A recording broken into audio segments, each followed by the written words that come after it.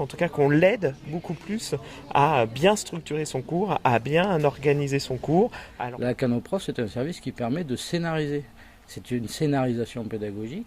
Bonjour Xavier Hennequin. Bonjour.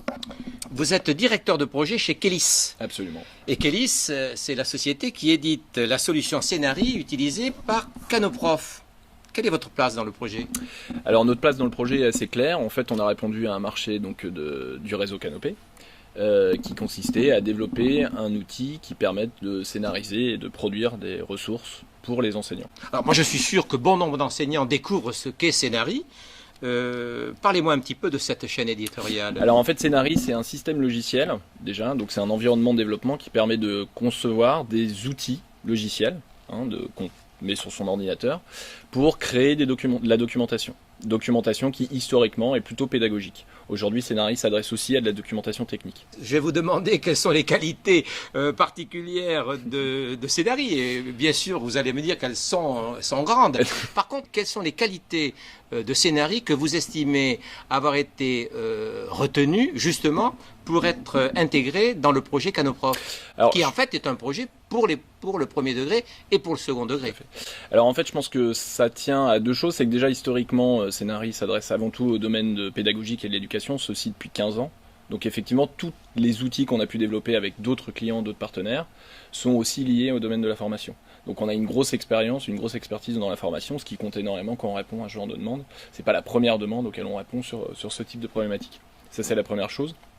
Et la deuxième chose, c'est qu'en fait, on a un outil très évolutif, c'est-à-dire qui est capable, qui est très souple, en fait, qu'on peut tourner dans tous les sens et qu'on peut adapter au métier. Ça, c'est assez fondamental. C'est-à-dire qu'il y a beaucoup d'outils, on vous impose un modèle universel et puis vous vous débrouillez avec dans votre contexte métier. Là, c'est exactement l'inverse. L'approche est totalement inverse. On essaye de faire des outils qui, justement, soient le plus possible adaptables à un métier donné.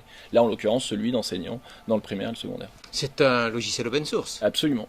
Alors, open source, derrière, il y a une association, l'association Scénari. Est-ce qu'elle est un acteur important du développement de Scénari? Absolument. Aujourd'hui, l'association Scénari réunit effectivement beaucoup d'universités notamment, mais aussi des organismes publics. Le réseau Canopé pourrait en faire partie un jour, d'ailleurs c'est pas le cas aujourd'hui, mais pourrait adhérer un jour. Et effectivement aujourd'hui c'est vraiment pour nous en tant qu'éditeurs du logiciel, c'est la voix de la communauté, c'est-à-dire c'est eux qui vont nous remonter toutes les demandes, tous les besoins, etc.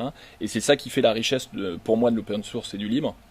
C'est de justement s'appuyer sur cette richesse d'usage qu'on ne peut pas provoquer avec une licence propriétaire, puisque évidemment on se limite aux gens qui peuvent payer en gros. Là justement d'être beaucoup plus ouvert, ça nous permet d'avoir des retours, et quelque part l'association Scénari, d'un point de vue éditeur, évidemment ils font plein d'autres choses, mais de notre point de vue d'éditeur, nous apporte effectivement cette voie-là de la communauté en fait. Ce qui prouve qu'avec l'open source on peut gagner de l'argent? Absolument. Oui, tout à fait. On peut gagner de l'argent. On peut gagner gagner de l'argent, mais parlez-moi de vos clients. Qui sont-ils? Alors les clients, on en a pas mal dans les organisations publiques. En ce moment, dans les gros projets, notamment au niveau éducatif, il y a l'AFPA par exemple. Donc l'association de formation professionnelle pour les adultes. Donc ça c'est un des gros projets en ce moment. On a aussi dans un tout autre domaine, pour vous donner d'autres exemples d'organisation, on a l'AMF, l'autorité des marchés financiers par exemple. Bien sûr, oui, c'est voilà, qui est pour faire complètement autre chose, c'est de la documentation technique. Il y a aussi des entreprises, ça va des grands groupes, on travaille avec Total en l'occurrence, donc un des exemples, on travaille avec le Crédit Agricole, donc l'organisme de formation. On a pas mal en fait de centres de formation qui sont soit privés, soit publics. Centres de formation qui peuvent être issus d'un gros groupe ou centres de formation qui sont petits, qui produisent eux-mêmes, etc. Alors, une question peut-être indiscrète, je m'attends à la réponse quand même, mais je vous la pose. Comment ça s'est passé avec Canopé pour la mise au point de Canoprof?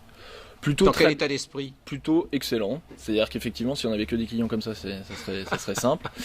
Non, ça c'est pour la boutade, mais par contre, on va dire, c'est très pragmatique en fait. C'est ça qui est plaisant. C'est-à-dire qu'on n'est pas dans quelque chose qui est fantasmé, on est vraiment près de l'usage et des métiers.